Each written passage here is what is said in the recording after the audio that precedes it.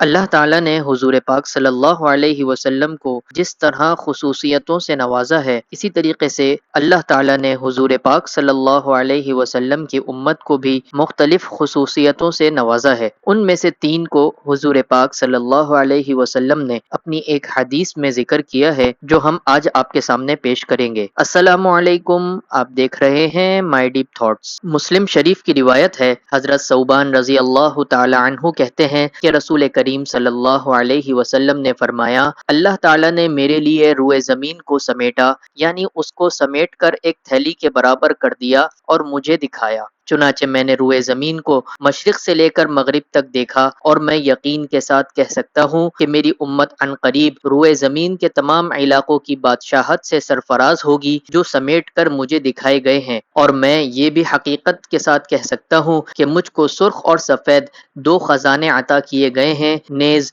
میں نے اپنے پروردگار سے التجا کی کہ میری امت کے لوگوں کو عام قحط میں نہ مارے، یعنی ایسا قحط مسلط نہ کرے جس میں مبتلا ہو کر پوری امت ہلاک ہو جائے، اور دوسری بات یہ کہ میری امت پر مسلمانوں کے علاوہ کسی غیر مسلم دشمن کو مسلط نہ کرے جو ان کی اجتماعیت اور ملی نظام کے مرکز پر قبضہ کر لے۔ چنانچہ میرے رب نے فرمایا، اے محمد، جب میں کسی بات کا فیصلہ کر لیتا ہوں تو وہ بدلا نہیں جا سکتا، پس تمہاری امت کے حق میں تمہیں یہ عہد اور فیصلہ دیتا ہوں کہ مسلمانوں کو نہ تو قحط میں ہلاک کروں گا اور نہ خود ان کے علاوہ کوئی اور دشمن ان پر مسلط کروں گا جو ان کی اجتماعیت اور ملی نظام کے ایک مرکز پر قبضہ کر لے، اگرچہ ان مسلمانوں پر تمام روئے زمین کے غیر مسلم دشمن جمع ہو کر حملہ آور ہوں، الا یہ کہ تمہاری امت ہی کے لوگ آپس میں ایک دوسرے کو قتل کریں اور ایک دوسرے کو قید و بند کی صعوبتوں میں ڈالیں۔ حضور پاک صلی اللہ علیہ وسلم کی اس حدیث کی تشریح میں سرخ اور سفید خزانوں سے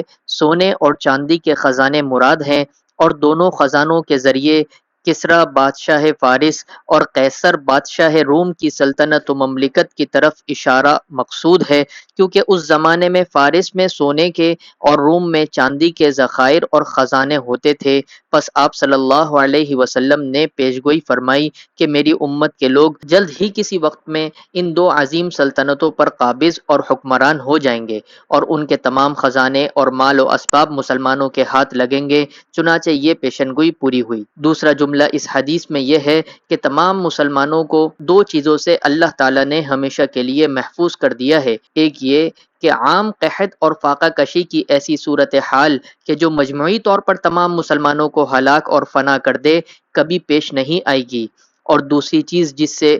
اللہ تعالیٰ نے مسلمانوں کو محفوظ کر دیا ہے کہ اگر تمام روئے زمین کے اسلام دشمن اور مسلم مخالف طاقتیں مل کر بھی یہ چاہیں کہ مسلمانوں کی دینی اور اجتماعی حیت کے مرکز اور ان کی مجموعی طاقت کو صفحہ ہستی سے مٹا کر ان کے تمام علاقے پر قبضہ بھی کر لیں، تو ایسا کبھی نہیں ہوگا، مگر یہ کہ اگر ان کے درمیان آپس میں اختلاف اور انتشار ہوگا تب وہ لوگ اس کی طاقت رکھ سکیں گے۔ آج کی ویڈیو کو ہم یہیں پر ختم کرتے ہیں۔ حضور پاک صلی اللہ علیہ وسلم کے صحابہ کے سامنے جبرائیل علیہ السلام انسانی شکل میں کیوں آئے تھے، اس واقعے کی مکمل تفصیل ہماری ایک ویڈیو میں موجود ہے، اس کو جا کر ضرور دیکھیے۔ امید کرتے ہیں آپ کو ہماری ویڈیو ہمیشہ کی طرح ضرور پسند آئی ہوگی۔ اگر پسند آئی ہے تو ضرور لائک شیئر کریں اور کامنٹ کر کے بتائیں کہ آپ کو ہمارا کام کیسا لگا، اور اگر آپ نے ابھی تک ہمارے چینل کو سبسکرائب نہیں کیا ہے تو ابھی سبسکرائب کر لیں۔ ملتے ہیں اگلی ویڈیو میں، تب تک کے لیے اللہ حافظ۔